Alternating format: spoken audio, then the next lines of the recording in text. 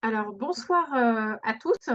On est très heureuse avec Claire et moi-même de vous recevoir pour ce webinaire, cette conférence en ligne autour de nos filles, puisque ça s'adresse aux mères qui ont des jeunes filles voilà, des mères qui souhaitent accompagner leurs filles à devenir des femmes. Alors, bonjour Claire Houssin. Bonjour, Euh, merci Delphine de me recevoir. Alors, avec grand plaisir. Donc, voilà, Claire Roussin qui est avec nous. Moi, je suis Delphine Brosseau et je suis la directrice du RASSO.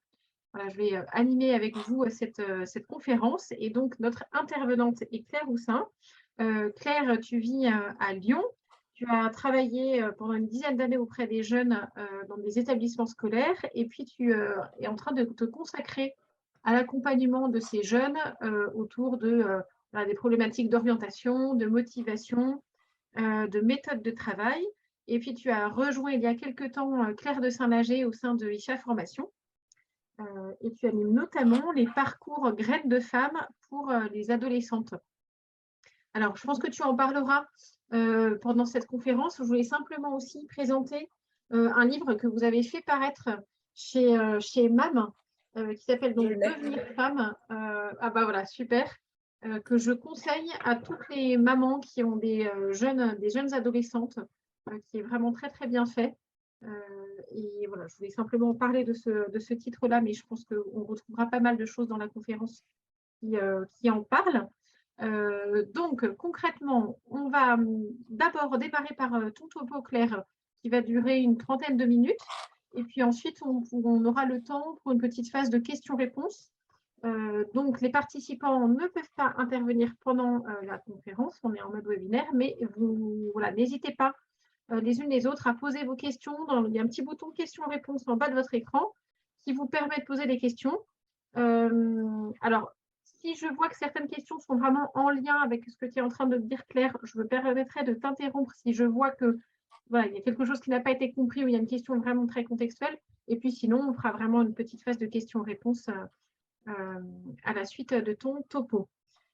Donc voilà, simplement pour aussi, avant de démarrer, vous présenter très très rapidement le RASSO.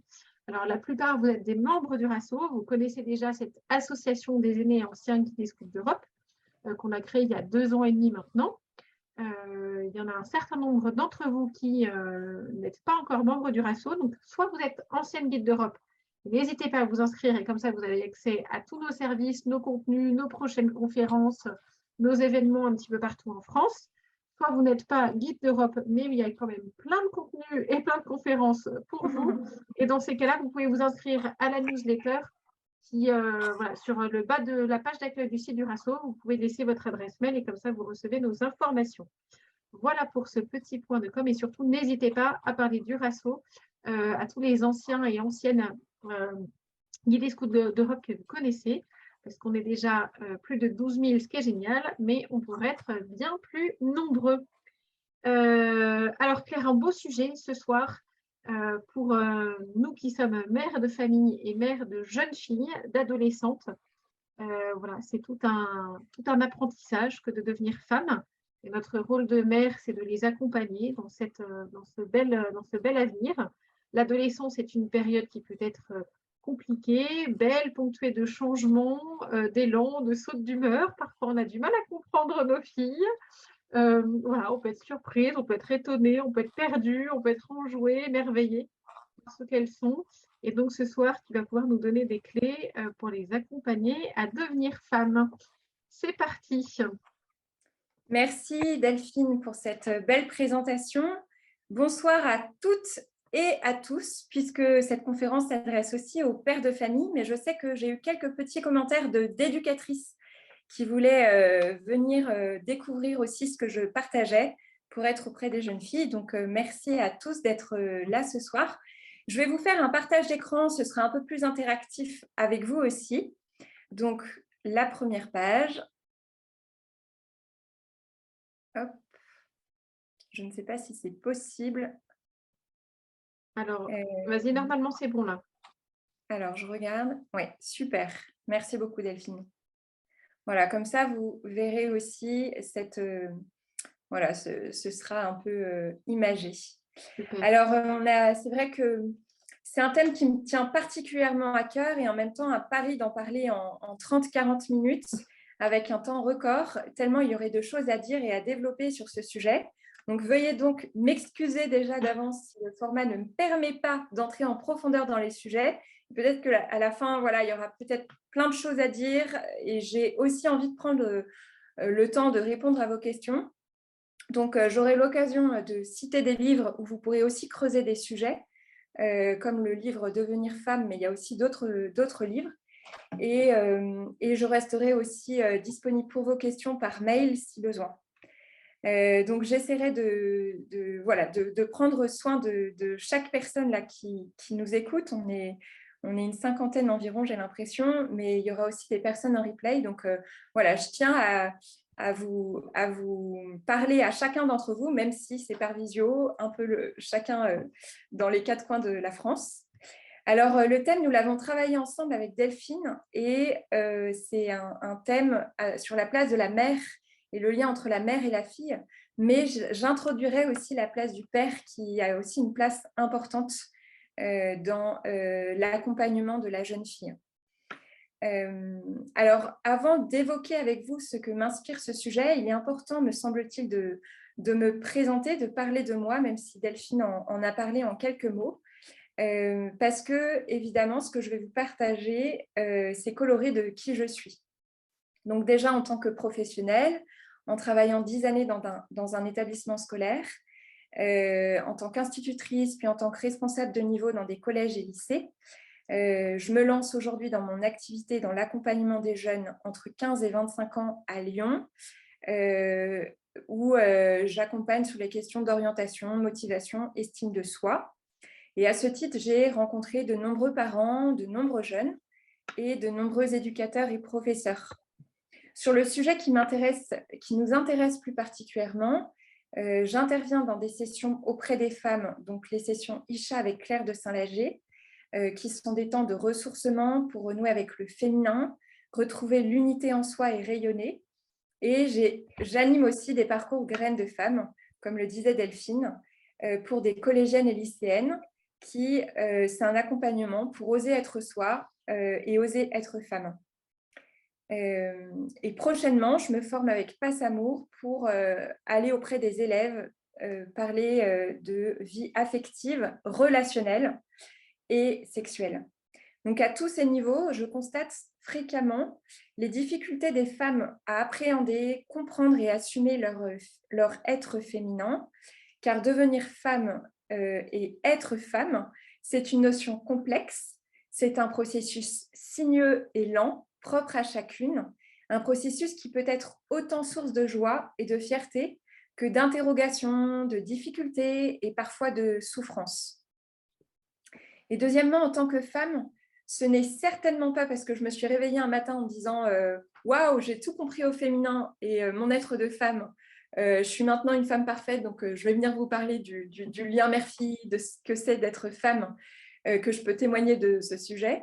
Mais c'est bien parce que j'ai été creusée et éprouvée dans ces sujets dans ma vie personnelle qu'est né le désir d'approfondir, de comprendre et d'ajuster. Et je crois que c'est du manque et de la blessure que naît le plus souvent le désir et la mission. Et je rejoins certainement les propos de Claire de Saint-Lager qui est intervenue en juillet dernier, qui parle de ce creux, de ce vide. Et c'est par ce creux et ce vide qu'on peut aussi transmettre et partir en mission.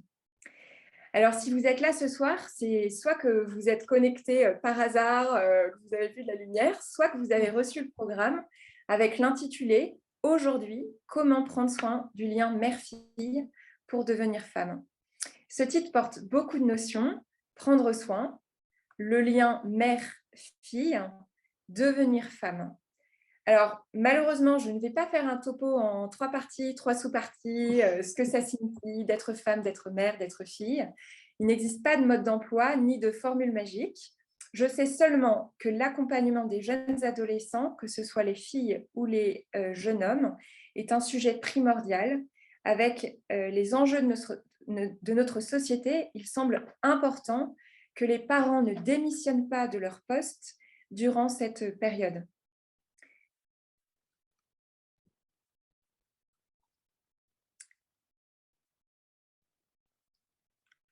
Alors, dans un premier temps,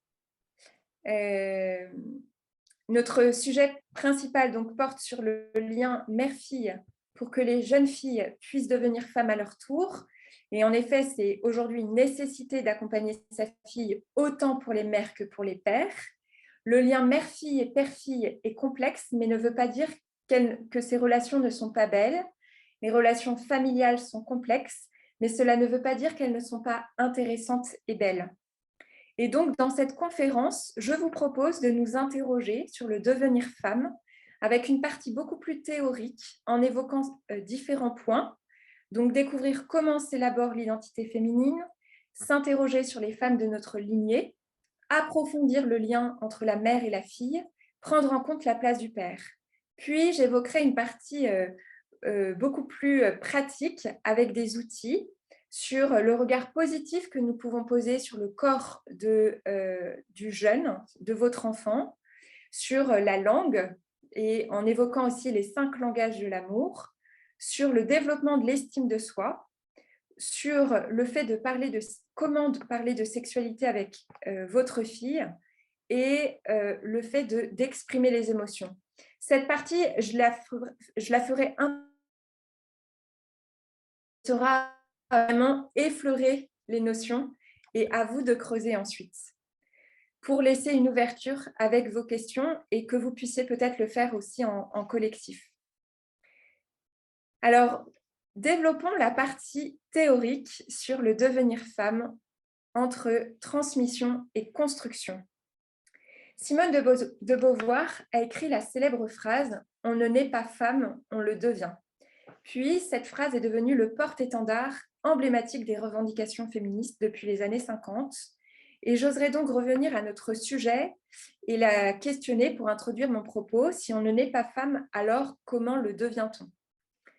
À travers mon expérience personnelle et professionnelle, je constate les difficultés des femmes à appréhender, comprendre et assumer leur être féminin, comme je vous disais dans l'introduction. Alors, il n'existe pas de recette, de kit ou de boîte à outils qui me permettrait d'affirmer « oui, ça y est, je le sais, je suis une femme ». Devenir femme, c'est vraiment une notion complexe, propre à chacune. Et il est très difficile, voire impossible, de définir ce qu'est intimement une femme, sauf à nous penser exclusivement sur le terrain de l'anatomie et de la physiologie. Et ensuite, force est de constater que cette notion d'être femme est même mystérieuse aux femmes elles-mêmes très souvent. Sans doute parce qu'être femme est une expérience incarnée qui se vit avant tout plus qu'elle ne se pense. Et devenir femme n'est pas un chemin tout tracé.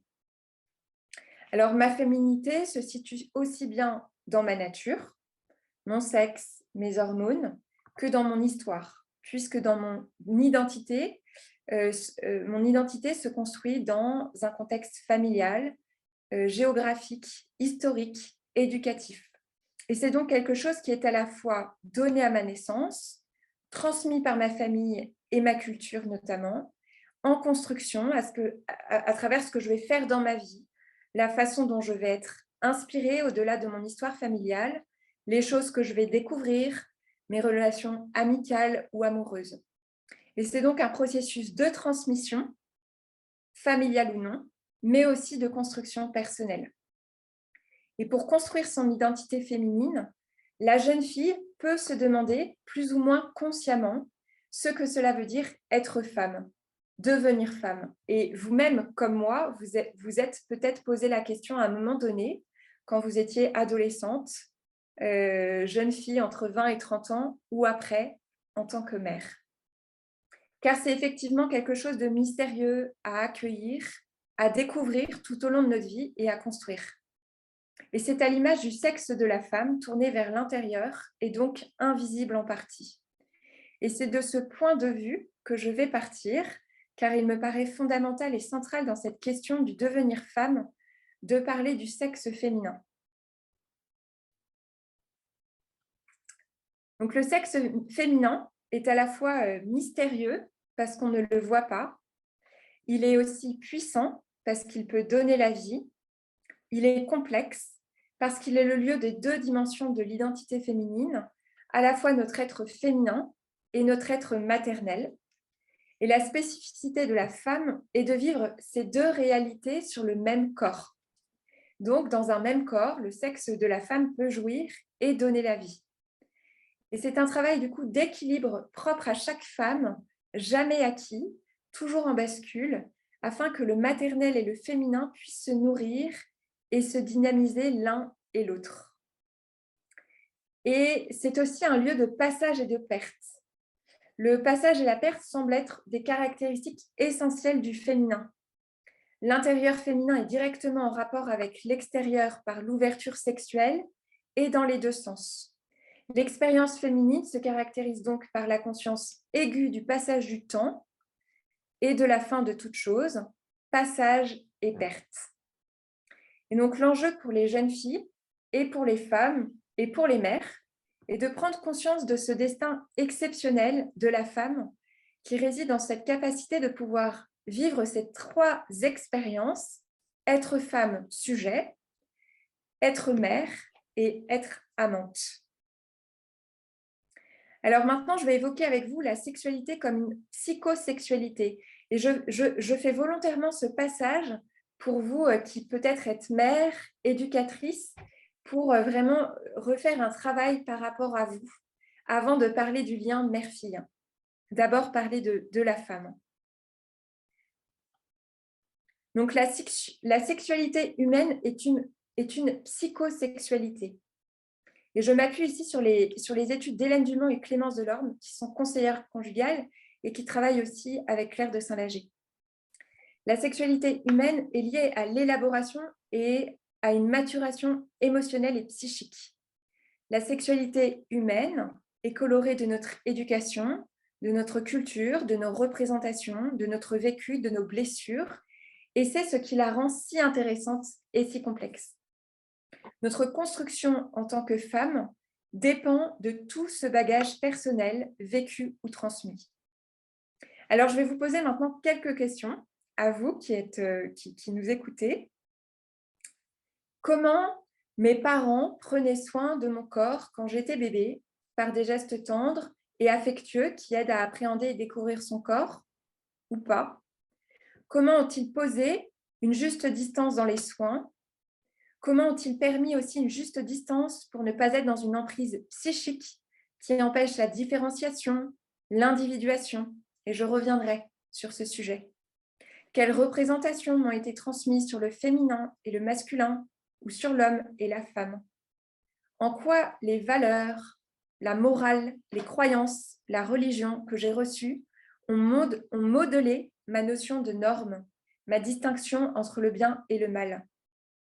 Dans mon rapport au corps, comment j'ai été regardée, enfant et jeune fille? Comment on nommait mon sexe? Comment on m'a appris à le laver, à en prendre soin? Est-ce que mes premières règles ont été honorées, évoquées avec joie? Ou est-ce un sujet tabou qui est nié? Comment les épreuves et les aléas de la vie, les accidents, les mauvais traitements, les deuils, peuvent avoir un impact sur ma sexualité et sur mon rapport à l'autre? Et donc, c'est dans toute cette complexité de questions qui peut parfois favoriser et parfois peut compliquer la construction de notre identité féminine.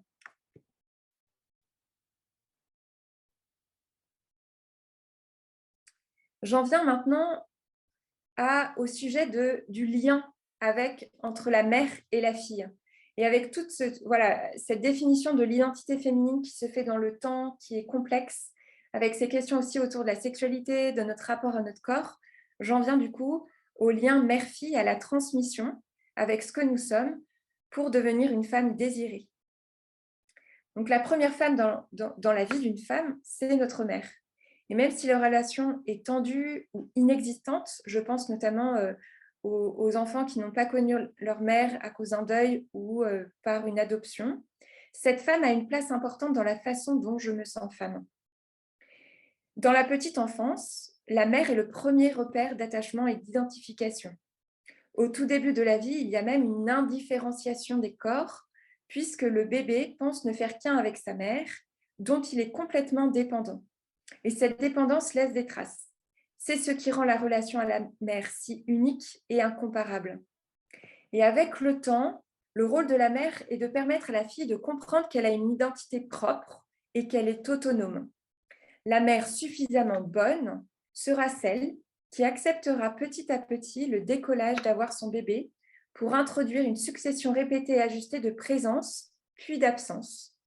Et le rôle de la mère est de ne pas répondre aux désirs ou aux caprices afin qu'il y ait une séparation psychique entre mère et fille, une différenciation entre les deux et que la jeune fille prenne conscience de l'altérité. Je ne suis pas ma mère. Venons-en maintenant à l'adolescence. La mère, elle a, et vous, maman, vous avez à accompagner vos filles dans son devenir femme.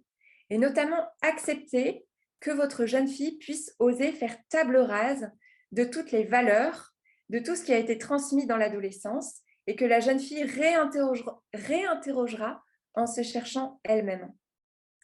La relation mère-fille peut être conflictuelle dans un climat où alterne amour et rejet, haine.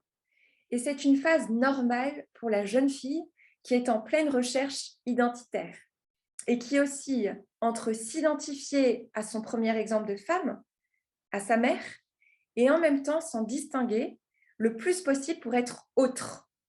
Et il y a à la fois une excitation et une angoisse pour elle à devenir femme. Par exemple, la jeune fille va jouer avec ses différentes facettes comme elle est en recherche. Dans son look, par exemple, elle va avoir soit le camouflage intensif de ses formes ou soit l'exhibition intensive de ses formes. Elle va être dans le cachet exposé et cela est très intéressant. La puberté, c'est le moment où peu à peu, la relation mère-fille peut se transformer en relation de femme à femme et c'est ce qui est beau. Pour que ce nouvel équilibre se mette en place dans une relation saine et ajustée, quelques pièges sont à éviter. Tout d'abord, la fusion. L'identification-fusion à la mère doit être surpassée car la dépendance à l'autre ne conduit ni à l'autonomie ni à la liberté d'être soi. Elle conduit à la confusion des générations et avoir cette relation trop fusionnelle avec sa mère n'est pas sain pour devenir femme. Et je dirais même qu'une mère qui dit « Ah, moi, je n'étais pas comme ça à ton âge » et qui comparaison poison, en fait. Donc, à la fois chez la fille, mais aussi à la fois chez la mère, de sortir de cette fusion et d'identification. Le copinage, ensuite. La mère ne peut être la meilleure amie de la jeune fille et ne peut être aussi la confidente de sa mère. Une relation de confiance ne signifie pas de tout partager, de son intimité et de son jardin secret, autant pour la maman que pour la jeune fille. En pensant qu'elle est exceptionnelle et donc indépassable, ou bien au contraire en la rejetant ou en lui trouvant tous les défauts. Donc, cette ambivalence de sentiments indique un besoin de couper le cordon qui est sain et qui est nécessaire. Et cela peut se faire avec bienveillance, sans tomber dans la culpabilité ou la rivalité. Et j'en parlerai dans les outils après.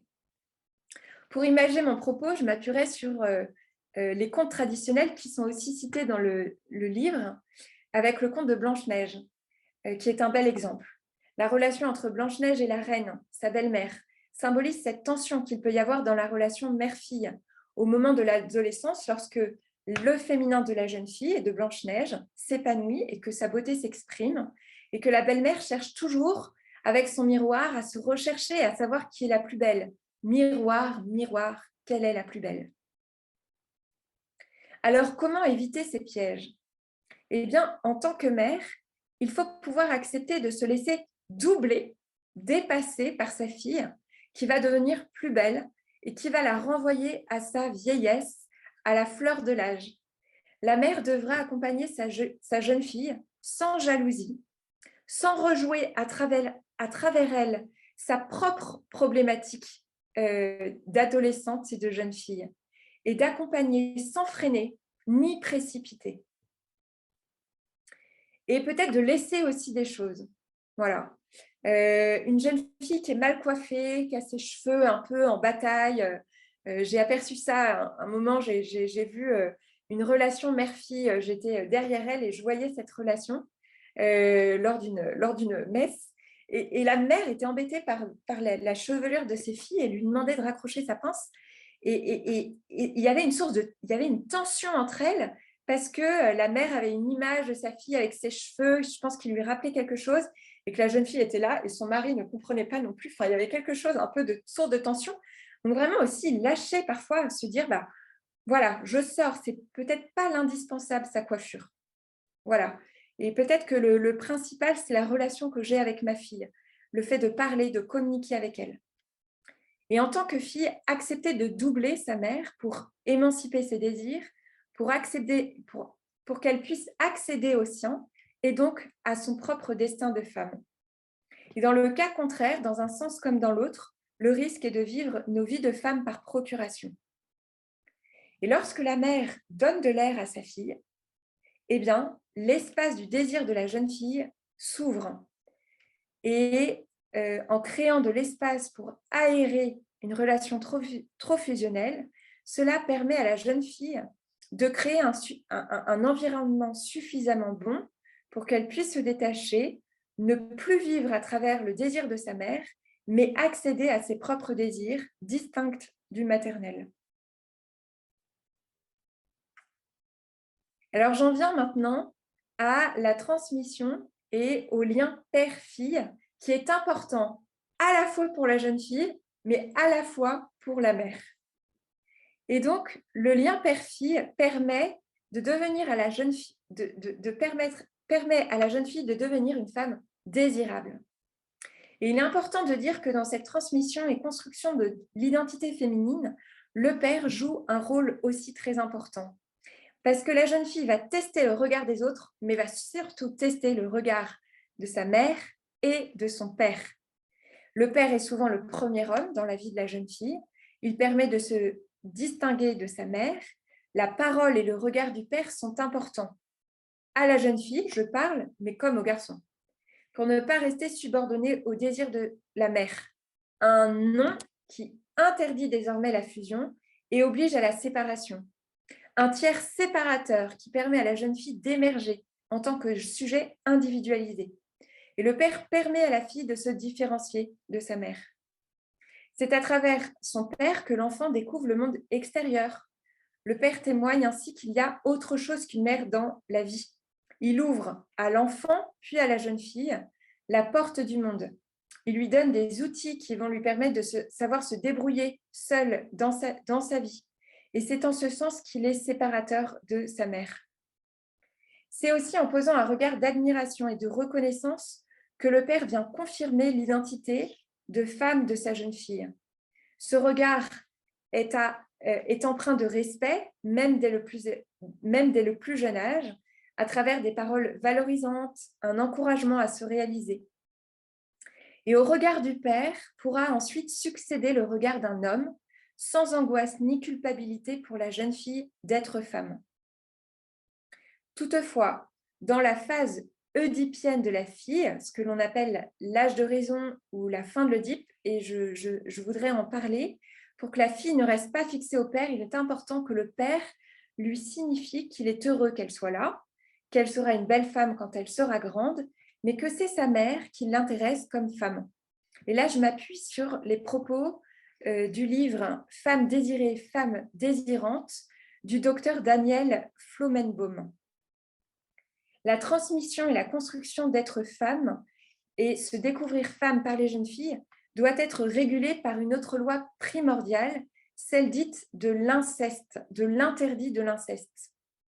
C'est à travers les yeux de sa mère que la petite fille découvre l'importance qu'a pour elle le sexe du père, mais c'est aussi à travers les yeux de son père qu'elle voit sa mère comme une femme.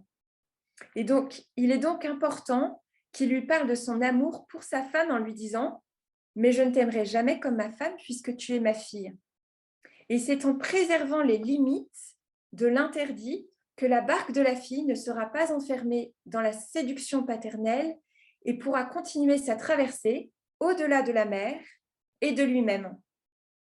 Et donc, l'interdit de l'inceste ne doit pourtant pas empêcher le père de porter un regard de reconnaissance sur sa fille. C'est juste dire « tu es belle, mais tu n'es pas pour moi ».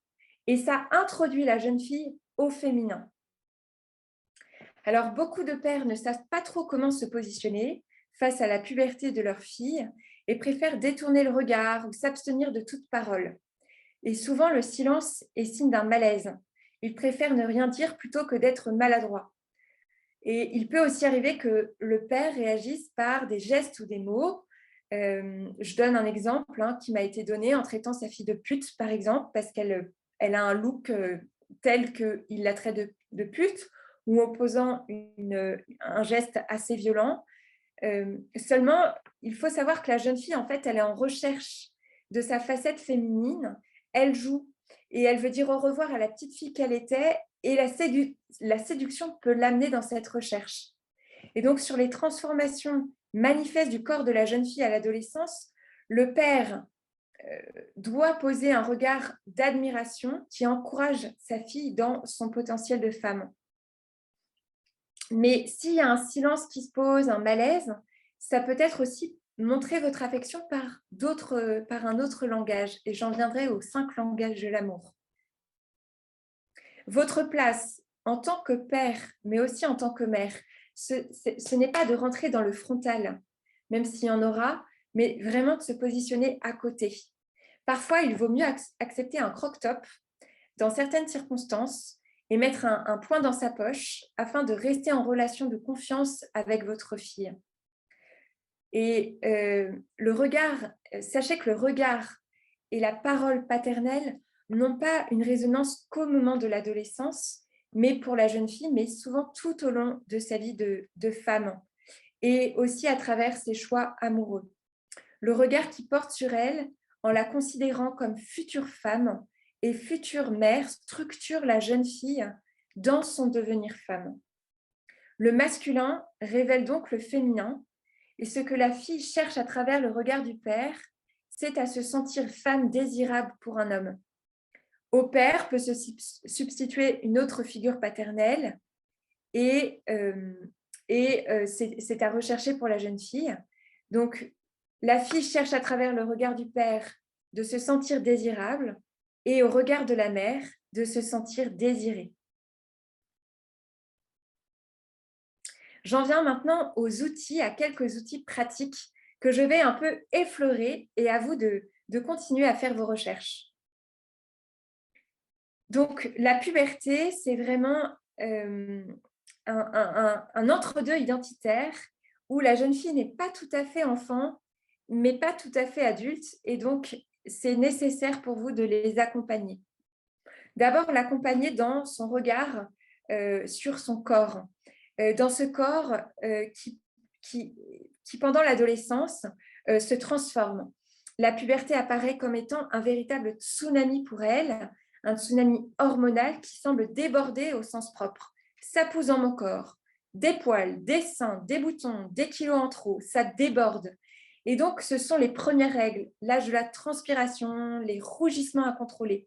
Et face à ces transformations, la jeune fille n'aura pas d'autre choix que d'être passive, de voir, de constater, et donc elle est dans la démaîtrise. Autant elle était dans la maîtrise petite fille, elle apprenait, autant là, elle lâche. Et cela est inquiétant, elle qui sort de l'enfance où justement elle était dans l'apprentissage, là, elle est dans cette démaîtrise. Et ce changement de morphologie fera que la jeune fille ne se reconnaîtra pas forcément et ne sera pas forcément à l'aise. Et donc, dans son miroir, elle dit « ce n'est pas moi ». Le matin, quand je me lève et que je me regarde, je vois que mon visage a encore changé. Et donc, au-delà de son image corporelle, c'est toute son identité qui est ébranlée. Il se passe quelque chose d'étrange où elle se dit « qui je suis ? Comment signifier ce que je suis ?» Et donc, les adolescents, dans cette perspective, vont investir leur apparence et devenir narcissiques, avec une occupation de la salle de bain à outrance, un surinvestissement de l'image donnée à voir, un jeu de séduction, du maquillage, elle porte des talons, elle commence à avoir une tenue vestimentaire qui change, à avoir une coiffure aussi qui se distingue de la coiffure de petite fille. Peut-être qu'elles vont être amenées à être sur les réseaux sociaux, à faire un peu plus de sport ou peut-être à faire un régime, à avoir un investissement de ce qu'elle est au regard aussi des codes ambiants, de la mode, des amis, des groupes. La jeune fille prend aussi conscience de sa sexualité et elle se dit c'est quoi être femme, comment être homme, qu'est-ce que ça veut dire être homme, être femme, comment plaire. Et cette vie psychique est très importante parce qu'elle va consolider le moi et le construire. Et donc vous, en tant que mère, en tant qu'adulte, accompagnateur, il est important d'avoir un regard positif et présent pour que votre jeune fille puisse résoudre ce paradoxe. Devenir adulte, c'est accepter ce manque, être bien avec sa solitude, dépasser ses pulsions pour construire un projet de vie dans le temps. J'en viens maintenant au langage, je vois l'heure qui tourne. Et toi, tu parles quelle langue? Avec les 5 langages de l'amour. En fait, votre adolescent, comme vous, vous avez votre propre langage. Et donc, parfois, il est compliqué de se comprendre, de voir, de dire les choses. Et donc, à vous d'observer, peut-être d'en parler avec votre jeune fille, de savoir quel est son langage. Et c'est à travers le livre de Gary Chapman, Les 5 langages de l'amour des adolescents, que je vous inviterai à approfondir ces langages et voir ce qui touche plus votre jeune fille dans ce qu'elle est.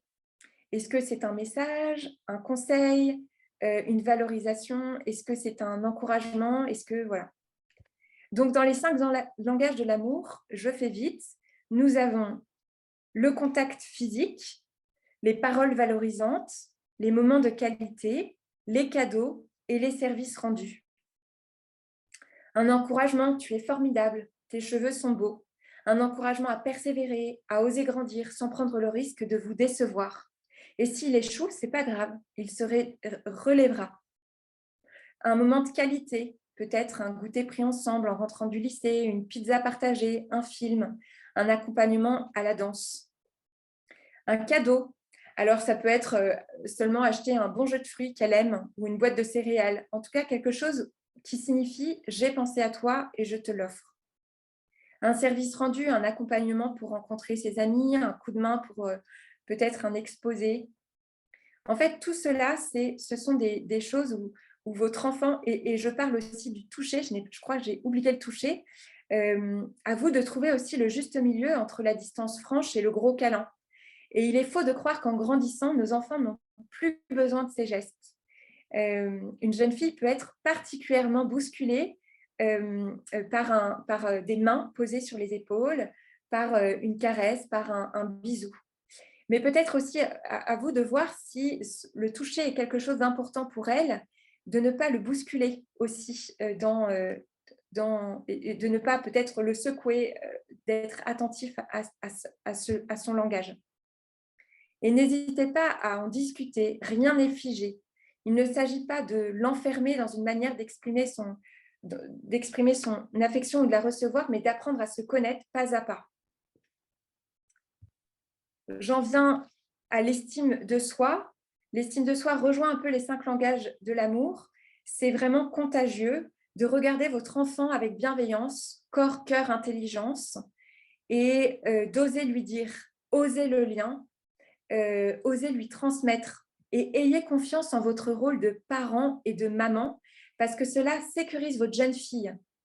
Vos intuitions sont bonnes et si vous avez l'impression parfois de l'avoir blessé, il sera toujours aussi possible pour vous de le réparer, de l'ajuster par la parole, par un geste de pardon. Alors, restez vigilant aussi aux expressions de votre jeune fille qui peut être alerte sur la mauvaise estime d'elle-même. Distinguer l'acte de ce qu'elle est. Par exemple, si elle vit un échec, dire bah oui, il y a un échec sur ça, mais ça ne veut pas dire que tu es un échec. Éviter le tu qui tue. Tu fais tout le temps des erreurs. personnes ou bien des comparaisons, des généralisations. N'hésitez pas aussi à donner des responsabilités à votre jeune fille qui valorise. Ne soyez pas avare de compliments. Encouragez, appréciez, remerciez, positivez. Et soyez en vérité. J'en viens très rapidement à parler de sexualité.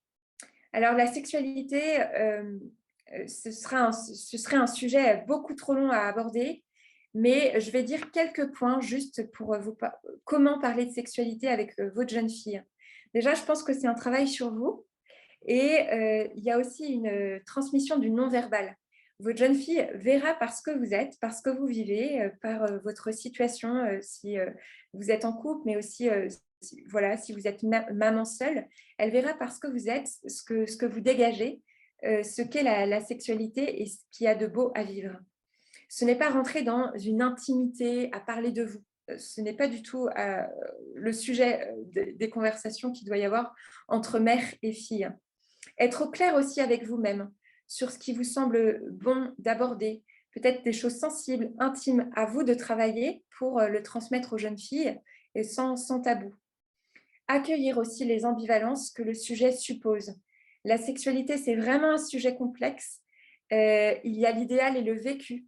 Et donc, aider votre jeune fille à accueillir les ambivalences et les paradoxes de cet espace, ce qui lui permettra de déculpabiliser et d'unifier vie spirituelle et vie pulsionnelle.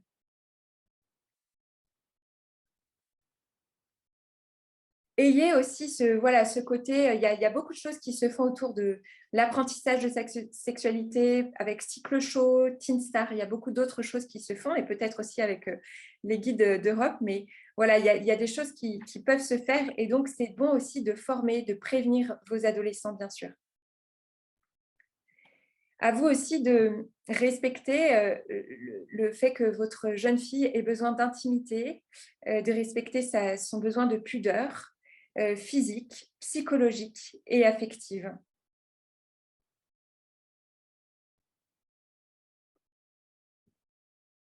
Enfin, j'en viendrai sur les émotions. Je passe très rapidement, je passe très rapidement sur ces sujets. C'est volontaire pour vous laisser la place aux questions. Alors, sur les émotions, la place du corps est importante pour les jeunes filles, le corps qui change et le corps exprime des choses. Il dit des choses de ce que je suis, de ce que j'éprouve. Par exemple, je rougis, j'ai mal au ventre, je pleure, j'ai le cœur qui bat. Pourquoi ? Eh bien, mettre en évidence le lien entre ce que je vis et ce que je sens. Et donc, aider votre jeune fille à mettre des mots sur ses émotions, à comprendre ce qui les provoque, à reconnaître les signaux que lui renvoie son corps et donc à se faire confiance, mieux se connaître et agir en conséquence. Et cela permet également de mieux évaluer la relation à l'autre de façon transversale. C'est déjà prévenir aussi les abus, travailler le consentement, apprendre à écouter ses intuitions, ses antennes, à les développer, à travailler sur son désir, ses peurs, ses doutes. C'est travailler aussi sur la sexualité. Aider votre jeune fille à démêler ses émotions permet de faire intervenir l'intellect qui servira de régulateur.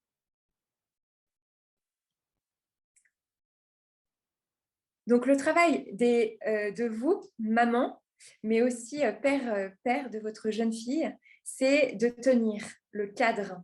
Tenir dans la tempête, tenir dans le cadre. Ni trop lointain, car le sentiment d'abandon est trop fort chez le jeune, ni trop proche. Ce qui veut dire que les adolescentes vont jouer avec le cadre pour vérifier qu'on ne les abandonne pas.